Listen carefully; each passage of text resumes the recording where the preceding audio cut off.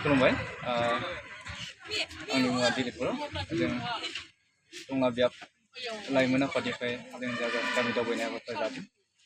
बे गामि दावबायनायनि गुबै जाहोना जादों बेनो जोङो गामिनि लाइमोनफोरखौ धोरोमनि फारसे सांग्रांथि होनाय आरो लाइमोनफोरखौ माबोरै धोरोम सिबिनायाव गोसो बोनो हायो बेनि गुबै थांखि आरो लोगोसे दा गामिनि दा दिनैनि थासारिया मोजां नङा।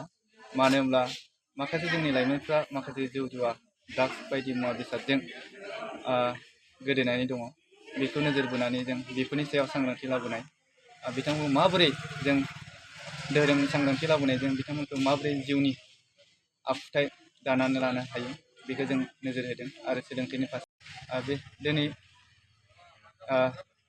जों लाइमोन आफादनि दावबायनायनि नैथि सान बे नैथि सानखौ जोङो बियाबनि सिङाव थानाय बैगिबारि गामियावहाय लानाय जादों। बिथांमोननि जा लाइमोनफोरखौ जों लानानै सावरायनाय जाबाय। थारैनो जों मोजां नांदों लाइमोनफोरखौ लोगो मोननानै बिथांमोननि जा गोसो होनानै